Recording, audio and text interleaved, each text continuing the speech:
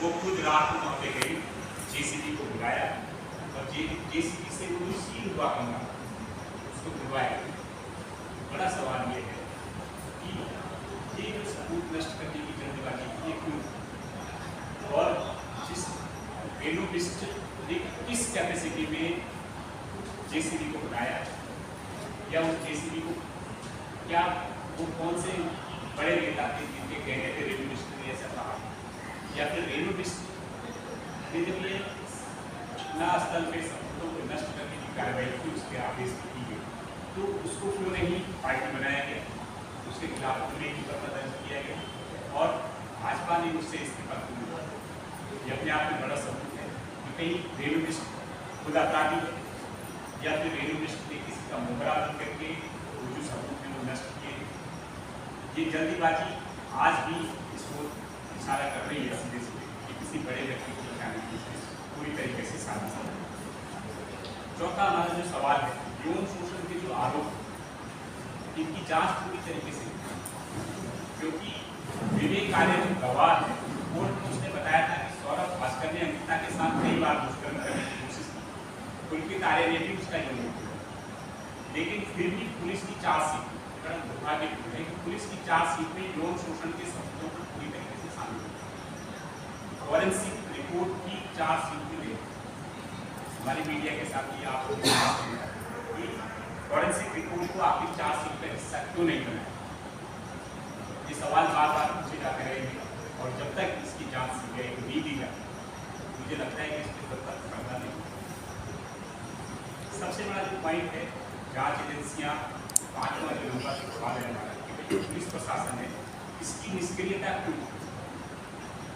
अंकिता की लापता होने के बावजूद पटवारी ने इतने दिन तक इस मामले को छुपा के रखा, और मामले की संज्ञान लेने के बजाय, उसकी जांच करने के बजाय वो खुद छुट्टी पे चला। तब इंसिडेंट होता है, इतना गंभीर इंसिडेंट है, मेरे ख्याल से साल 2 साल 3 साल में कोई ऐसा हत्या का जघन्य मामला किसी पटवारी क्षेत्र में सामने आता है, और पटवारी ऐसे गंभीर समय पर जो है छुट्टी चला जाता है। इसका मतलब उसकी संलिप्तता थी। पटवारी को केवल कुछ दिन के लिए निलंबित किया गया, लेकिन हमारी एक मांग की कभी जो हमने इस पर आंदोलन किया था कि इस पटवारी के खिलाफ मुकदमा दर्ज किया गया है। पटवारी के उससे रिश्ते थे, पुलकित आर्य से वो वहाँ पर रिजॉर्ट में आना जाता रहता था, उसकी सेवाओं का लाभ मिलता था, कायदे से उस पटवारी के खिलाफ भी मुकदमा दर्ज किया, लेकिन पुलिस ने उस पर निर्णय कुछ नहीं किया गया। तो इस निष्क्रियता की जो शुरुआती निष्क्रियता, इसके कारण कई सारे सबूत समय के साथ नष्ट हुए। इस शुरुआती निष्क्रियता में इसके कारण क्या थे, क्या इसमें सरकार का दबाव था, क्या दबाव था। अगर इनको पार्टी बनाया जाता है, इनके खिलाफ मुकदमा दर्ज किया जाता, मुझे लगता है कि काफ़ी सारी चीज़ें सामने आ सकती हैं। जो शुरुआती जांच हुई उसमें भी ऐसे संकेत मिले हैं कि उस रिजॉर्ट में ये जो अपराध, ये संगठित अपराध था, ये कोई केवल अंकिता भंडारी वाला मुद्दा नहीं। ये पहले से भी जो है वहाँ पर बनंतरा रिजॉर्ट में इस तरीके से व्यापार चल रहा था। एक कर्मचारी ने भी उसमें दावा किया था कि रिजॉर्ट में जिस का धंधा चल रहा था। बड़ा सवाल ये है कि जब कर्मचारी का दावा था, उस पर पुलिस ने उस सेक्स रैकेट की गहराई से जांच की, आखिर क्यों लापरवाही से उठती लगती है। जब वहाँ पे संगठित इस तरीके का अपराध चल रहा था और रिजॉर्ट के कर्मचारी ने भी अपने उसके दावा किया है, मुझे लगता है कि पुलिस प्रशासन को इसको संज्ञान बड़ा दुर्भाग्यपूर्ण है कि इसकी जांच की गई। एक और जो सबसे बड़ा पॉइंट है कि सीबीआई जांच की मांग क्यों उठ रही है। जब एसआईटी पे सवाल उठ रहे थे, पुलिस की कार्रवाई पे सवाल उठ रहे थे, सरकार पे सवाल उठ रहे थे, भाजपा पे सवाल उठ रहे थे, तो आखिर सीबीआई जांच कराने से दिक्कत किसको। सामाजिक कार्यकर्ताओं ने इसकी जांच की, तो मुझे लगता है कि सीबीआई जांच कराई जानी चाहिए। और अब इस तरीके से ये सवाल गहरा है, इस तरीके से सेलिब्रिटी की तरह उद्घाटन कर रहा है, दंड किसी को क्यों दिया जाए। दंड देने का मकसद यही होता है कि जो अपराधी है उसको अपने किए हुए कृत्य पर पश्चाताप, और अगर उसको पश्चाताप महसूस हो रहा है तो हमें लगता है कि दंड का उद्देश्य पूरा हो। जिस तरीके से सजा सुनाए जाने के बाद सेलिब्रिटी की तरह पब्लिक का अभिवादन कर रहा, उसे ऐसा लगता है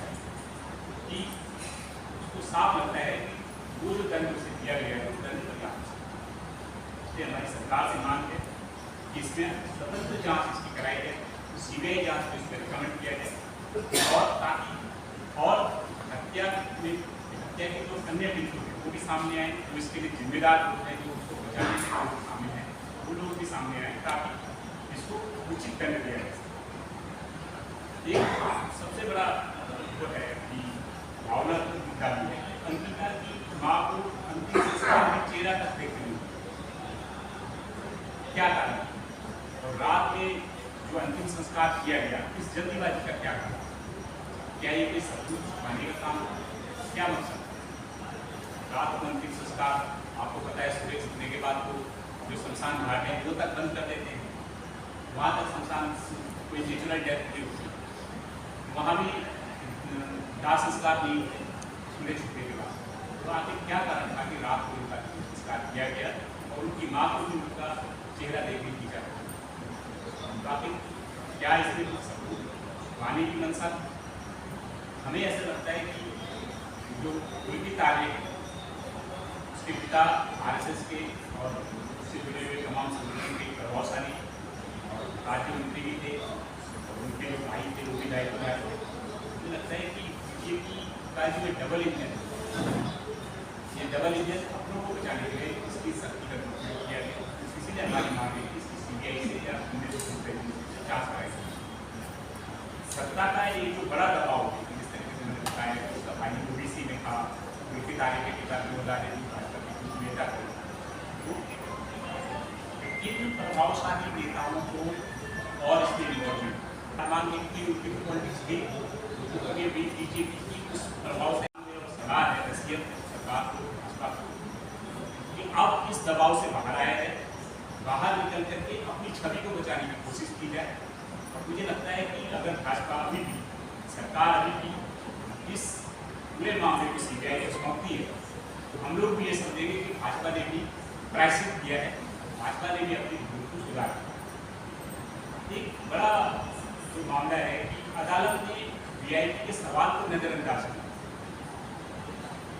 वीआईपी के सवाल को भाजपा ने नजरअंदाज कर दिया। समझ में आता है जिस आप बीजेपी से जुड़ा हुआ कोई बड़ा नेता होगा, जिस बड़े नेता की ओर अंकिता के परिजनों ने बार बार मीडिया के माध्यम से सवाल उठाया, उससे कोई स्पष्टीकरण नहीं दिया गया, उससे ये एक सवाल एक नोटिस तक नहीं उसको भेजा गया, उसने खुद कोई अपनी ओर से कोई स्पष्टीकरण नहीं दिया।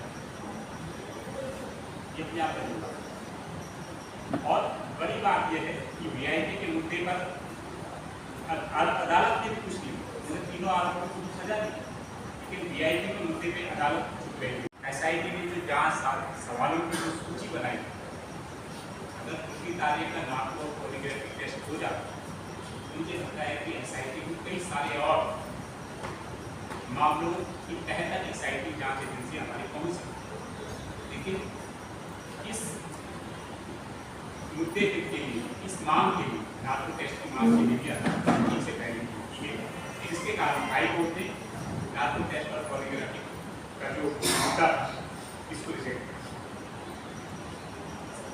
किया। हमारी इन सारे मुद्दों को लेकर एक ही डिमांड है सरकार से कि आने वाले समय में ये जो हत्यारोपी ये हाई कोर्ट और सुप्रीम कोर्ट जाएंगे और हमें पूरी आशंका है कि वो भी फिगर देगी कि हत्यारों की तरह। इसलिए हमारी मांग जिस तरीके से सरकार ने अपने पे बना, अपना तख्ता पलट पूरा हो, अपने कोई मंत्री भ्रष्टाचार में घुस जाए, अपना किसी खनन वाले को बचाना हो, किसी भ्रष्टाचारी को बचाना हो, तो वो लाखों रुपए, 20-20 लाख, 25-25 लाख रुपए के पेरोल पे जो है प्राइवेट एडवोकेट करते हैं। तो इस मुद्दे को सरकारी एडवोकेट के ढंग से उनके रहने कर्म में क्यों छोड़ा जाता है, जबकि कई बार सवाल उठे। हाई कोर्ट के चीफ जस्टिस ने इस बात पे सवाल उठाए हैं कि जो महाधिवक्ता है हाई कोर्ट, वो जानबूझ करके केसों की पैरवी नहीं करते। जिस दिन कोई संवेदनशील मुद्दा होता है उस दिन वो पैरवी में खड़े हुए बोलते नहीं तो, जिसके कारण सरकार केस आ गई। तो अगर सरकार को इस पे अपनी शुचिता का, अपनी सत्यनिष्ठा का, अपनी कर्तव्य निष्ठा, विश्वसनीयता का परिचय देना है, हमारी आप सभी मीडिया के साथियों की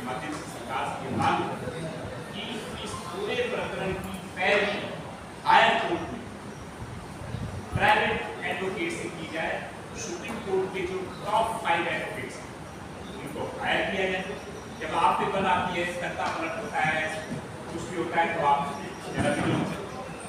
तो गलत किसके वोटों से आप सत्ता में आए, जिनके संरक्षण और कल्याण के खिलाफ आप उनके लिए ये कदम खोलिए।